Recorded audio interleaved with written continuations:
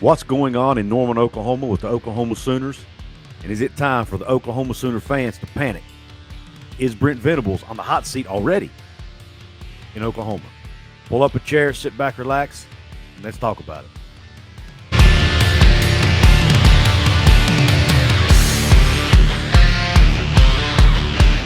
What is up, college sports fans, fellow members of Mountaineer Nation? This is Coos, and welcome into another edition of Coos' Corner. So pull that chair up, grab you a bar stool, find a corner booth, whatever makes you comfortable, and let me serve you up this shot of top shelf college football content. And once again, I've got a double shot for you because I'm joined by guests today as we are going to talk Oklahoma Sooners football. I am joined by none other than the OCF himself, the Outlaw of college football. What's going on, Woo! Outlaw? How's it going, brother? It's going I great, knew we man. were taking shots. I would have brought me a shot glass in here and really took one just I for hear the you. effect.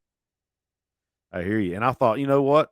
Let's talk about the topic that everybody's talking about this week, and that's the Oklahoma Sooners and their, for lack of, I mean, I don't, there's no other way to put it, but their poor performance against the Longhorns in the Red River Rivalry this past weekend.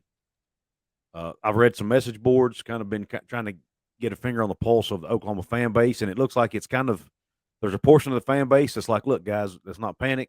This is a long-term fix. But then you've got another half of the fan base who's already calling for Brent Venables' job. So, what are your thoughts on this whole? Number one, what did you think about Oklahoma, and what was wrong with them on Saturday that they wasn't able to compete in that game against Texas? Well, I mean, there's numerous issues with the Oklahoma program that were just masked by the fact that they really didn't have to play any tough teams in the first 3 weeks. So now it's and that let's not forget. I don't think Dillon Gabriel played in that game, right? He did not. So um, that probably didn't help matters either because they don't have a deep quarterback room, in my opinion. So with Dillon Gabriel out, they really didn't stand much of a chance at all because the defense has been playing so poorly this year that they was going to have some points to win that game, and they got nothing. So there's so many things that we could touch on with this whole program. And the fans, in my opinion, I know it's easy to preach patience when your team's not losing 49-0 to their chief rival, but they're going to have to be patient because Brent Venables, he's got an extenuating circumstance that most first-time ever coaches don't have. Not only is he in his first year at Oklahoma, but this is his first time ever being a head coach. And most first-year head coaches don't have to come in with the transfer portal and the NIL and all that. This is a new thing to everybody. So a guy that's never been a head coach, he's having to deal with that. Whereas other coaches in their first ever stint as a head coach didn't have to deal with the transfer portal being automatic.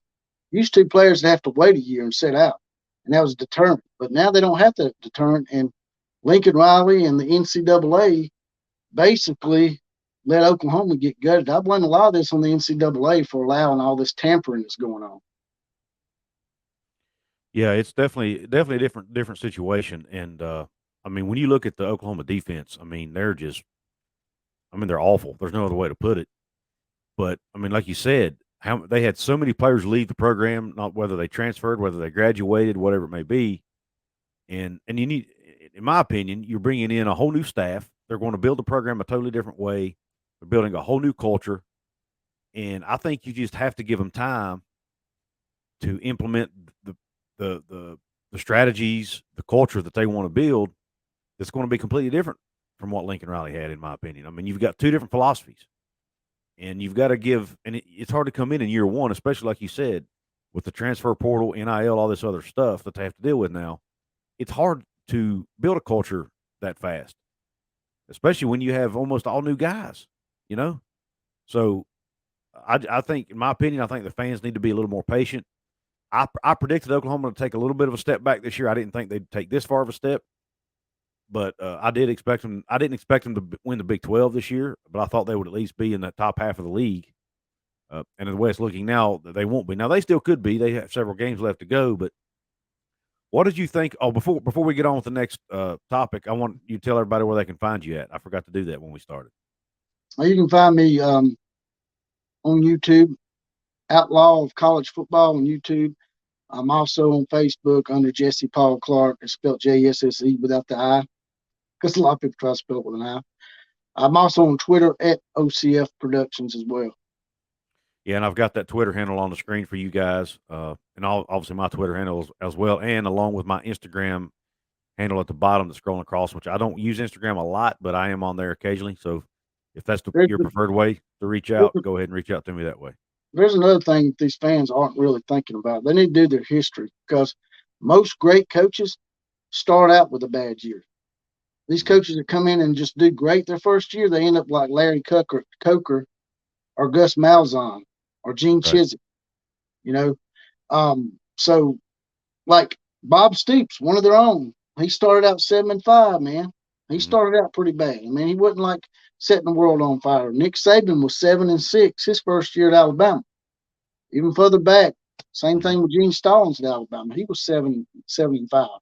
So they're just going to have to temper their expectations if you want to get all these slackers out of the program. He's going to have to weed some of these guys out. Yeah, exactly. I mean, and two, like you were talking earlier about Dillon Gabriel not playing. I mean, to show you how little confidence they have in their backup quarterbacks. They played the Wildcat formation most of the game, or at least a big portion of the game. That's crazy. Which I don't know if I agree with that or not. Apparently they felt that was the best option for them to win the game. But I mean, Davis Bevel, their backup, or the guy who was playing in place of Gabriel, was the third string quarterback at Pitt last year. So, I mean, that quarterback room is really thin. What do you think about the Wildcat? Did you think that was a good idea, or would you just take your chances with the backup quarterback? I would have took my chances. Bevel, he's a pretty big kid, right? He's like 6'6" or something. Yes, he is.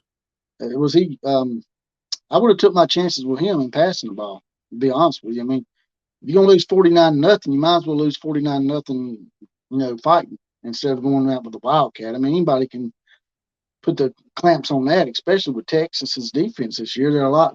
They seem like they're much more improved, and I think that Oklahoma fans need to take a cue from Texas and what happened with Texas last year. They went 5-7, and everybody was wanting Sarkisian gone his first year, but that Bo Davis incident on the bus, a lot of people criticized Bo Davis for that, but I think it might have turned things around for them. They made some of the guys quit that needed to quit.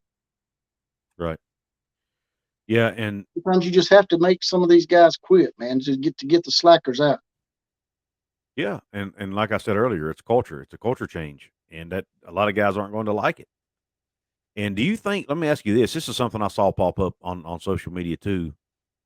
Do you think the whole situation with because Cale Gundy was beloved by the players at Oklahoma for the most part, from what I understand. Mm-hmm. Do you think them firing him over that situation that happened in the offseason, do you think that could be playing a role at all in how this team's playing?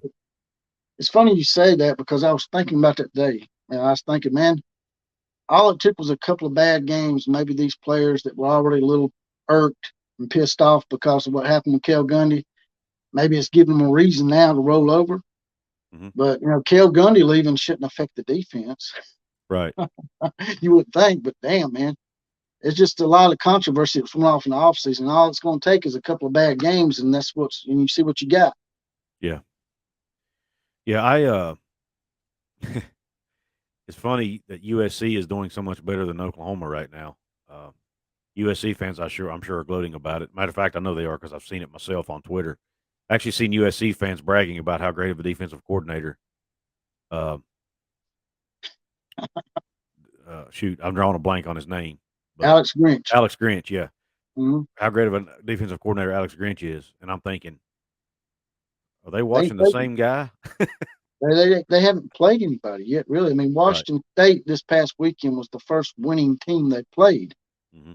So, and Washington State, we all know Washington State's just a hit or miss team that usually goes anywhere from 4-8 to 7-5 every year. They're not a real great program. Now, their whole schedule stinks, man. I mean, even Notre Dame, they look pretty bad at the beginning of the year. They're starting to come around a little bit. Mm-hmm. And UCLA is undefeated, but other than those two teams and Utah, they didn't got nothing on their schedule. Right. Yeah, Pac-12 is a pretty, in my opinion, a pretty weak conference. If not, it may be the weakest in the Power Five. Yeah, they got built-in powder puffs, man. Mm-hmm. And there's an argument you can make an argument maybe for the ACC. I don't think you can make an argument for the Big 12 being weak this year because they look pretty good in my opinion. But Yeah. especially with Texas being better. Yeah, Speaking of Texas, what's they're that? probably the best two-loss team out there. Yeah, Texas is a good team, and I that loss to Texas Tech, in my opinion, is no disrespect to Texas Tech, but I think it's a little bit of a fluke because I think they played down to their competition. Plus, they didn't have Ewers that game. Yeah, well, the way Ewers played against Oklahoma, I was back and forth on it, but I'm pretty sure if Ewers had played that game against Alabama, Alabama might have lost that game. Yeah, a lot of people are saying that, and I'm taking some flack on Twitter for saying that because I saw some tweets from Texas fans saying that Quinn Ewers is the best quarterback in the country, and I'm like, man, I might want to slow down a little bit. He's only played what 3 games.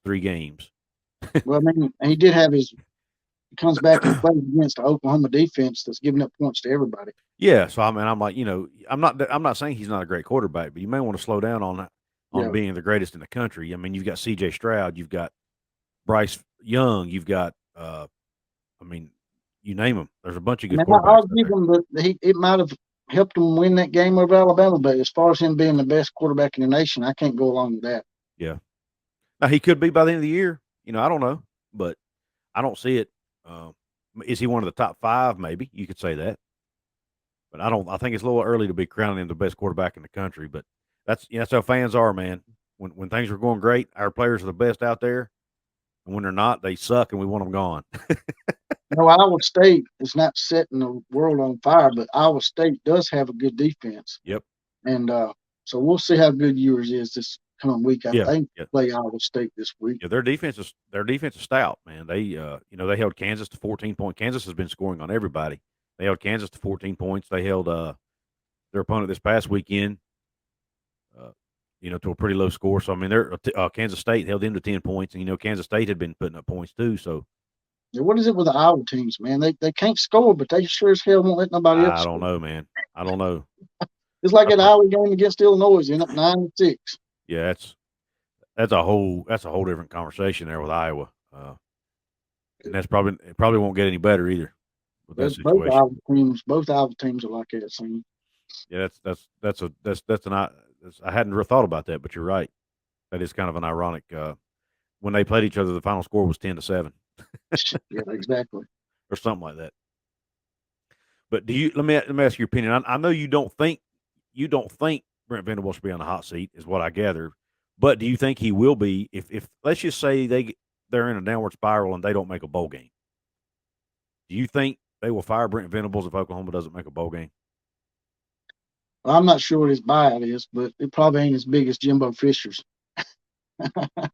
Jimbo's protected by an enormous buyout. Right. The A&M people probably trying to get rid of him. I don't think they will. I mean, there's probably going to be a segment of the fan base that wants him gone. Yeah. And we probably all have those segments. I mean, you and I both probably deal with the same thing with West Virginia and Alabama. You got those fans that they're just so knee-jerk, man. They don't want to wait, man. He's only had a half a season, and he's had to deal with a lot of controversy that most first-year coaches don't have to deal with. Mm-hmm. Yeah, so I don't think so. I think he should be given at least 2 or 3 years.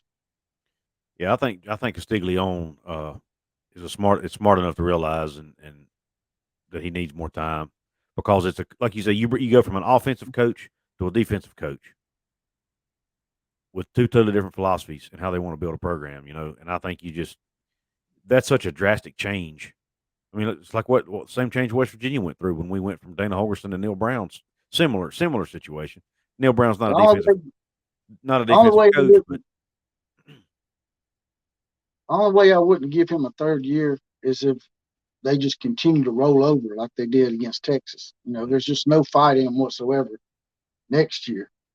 Then, you might have some issues. I'm always been a proponent of giving coach at least 3 seasons before you decide to fire him. But nowadays, they'll fire you after 2. They'll fire you after 1 season. Yeah. But if they come back next year and they start showing some improvement and you start seeing a little bit more of a Brent Venables type defense next year, then I think, Brent Venables will be fine. But if he comes back next year and he has the same issues with these guys rolling over, then he's just, I guess he just done lost the room, man.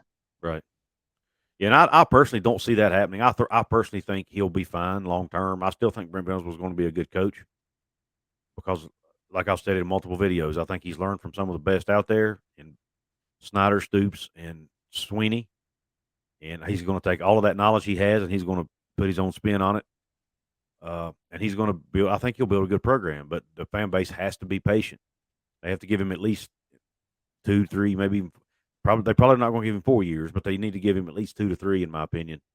Because even if they have talent on the defensive side of the ball, it may not be talent that fits what he Right. wants to do from a schematic Right. perspective. That's the same way with Saban his first year at Alabama. It's the same situation. Yeah. So, but anyway, I mean, you look at Oklahoma's remaining schedule. I mean, they may only win one or two. They could. It's possible they may only win 1 or 2 more games the rest of the year. But it's also possible the way the Big 12 is, it's almost like anybody can be beaten on any given day. So they could end up making a bowl game. Who knows? Is Dillon Gabriel going to be back this year, or how long is he going to be out? I haven't heard a report on that. If there's anybody watching this that knows the answer to that question, let us know in the comments. But I haven't heard a report as to what their expectations are on his return. I guess I'm assuming he was still in concussion protocol is the reason he didn't play. And those with concussions, you never know. It could be a whole season or it could be a week. You don't know. If he's out more than 3 or 4 games, that's probably going to do their season in. They probably won't even make a bowl game. I think they got to have him back to have a chance. Yeah, I agree with that. Yeah, I think it all rides on him. And look, what little bit of him I've seen, I wasn't that impressed, to be honest. But he's still better than their other options. He's not impressive, but he's all they got, really. Yeah. He's good enough to win some games. Exactly. Yeah. Exactly. I mean, it wouldn't surprise me if he came back, if they were able to sneak up on Kansas, because Kansas just lost that game to TCU. It wouldn't surprise me if Oklahoma, who at this point, it would be an upset. Ain't that saying something? Yeah, it is crazy. Oklahoma beating Kansas is an upset now. Actually, I think Vegas has Oklahoma favored in that game, believe it or not. Really? Yeah. By last I checked, it was Oklahoma -7. Hmm. Now, that could have changed, but last I heard, which I was surprised by that, seeing how both teams have been playing. If Gable's playing, I mean, I could see it maybe, but if Gable's not playing, I wouldn't take Oklahoma. Yeah, they may be counting on him being back. I don't know.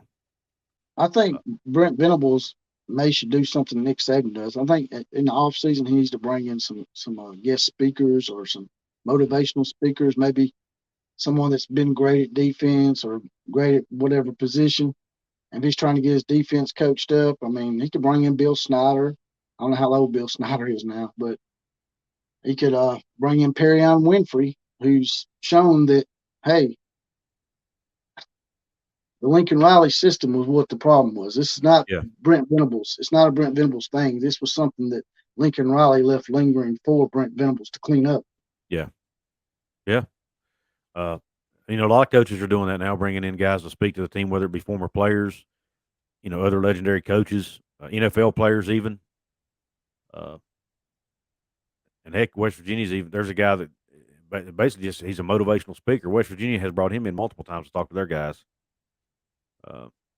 So, I mean, there's a lot of options. What's that? I think that's what Venables should do. I think he should bring in some former Oklahoma players, maybe even right now, to try to give them a pep talk and say, hey, look, man, y'all still got this whole season ahead of you. You can still make something good out of this. Yep, I agree with you, man. To change subjects for a minute, what are your thoughts on the Matt Rhule? I guess you've heard about Matt Rhule being fired from the Carolina Panthers, right? He got fired? No, I didn't know that. Yeah, it just happened a couple hours ago before we shot this recording. Matt Rhule is officially out as the coach of the Carolina Panthers. And obviously, I expect there's going to be college programs lined up knocking on his door.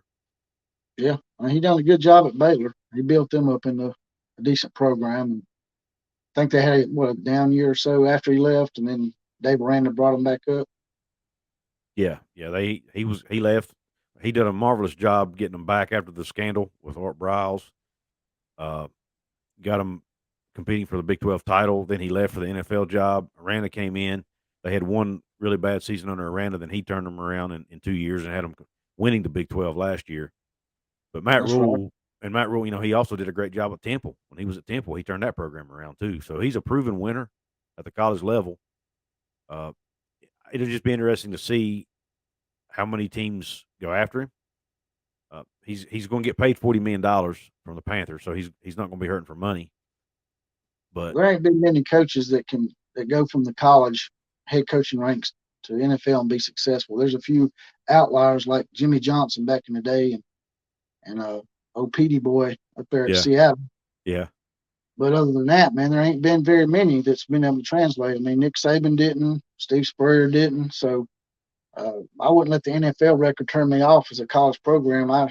There's so many jobs available, man. I might be a pretty good fit in Nebraska. That's kind of where my mind went.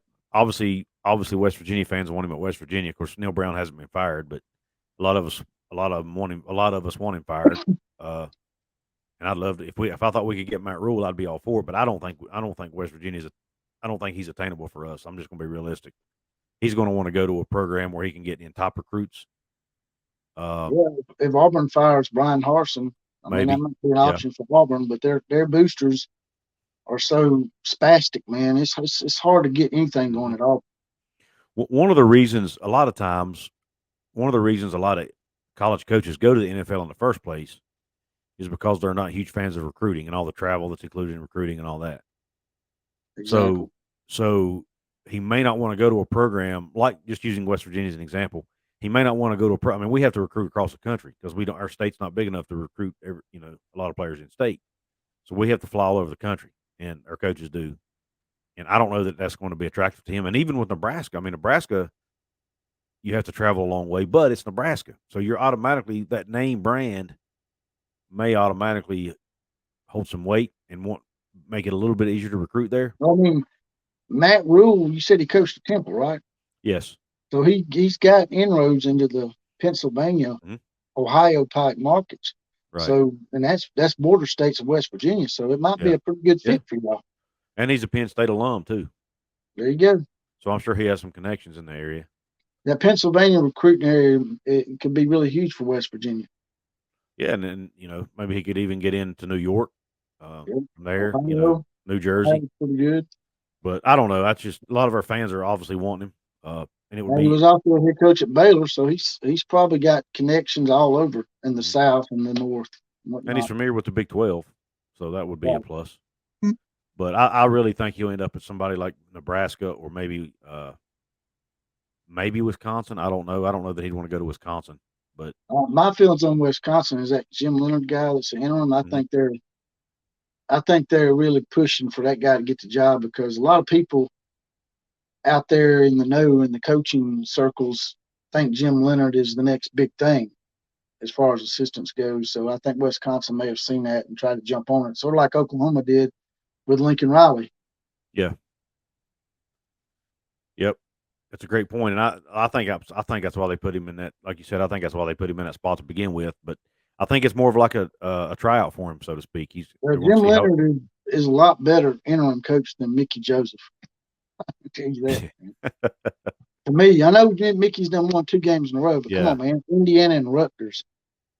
Yeah, well, I'm sure I haven't looked at Nebraska's schedule, but I'm assuming it's going to get harder going forward versus what he's faced. So, we'll see how good of a coach he is.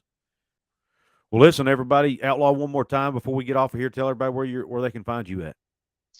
I'm on YouTube, Outlaw of College Football. Check that channel out. I'm also, like I said, on Facebook under Jesse Paul Clark, spelled Jesse, and on Twitter at OCF Productions. Also, if you don't mind, there's a little hard option up underneath this video for Kuz. If you don't mind dropping a few dollars in the coffers there, get him off that YouTube T.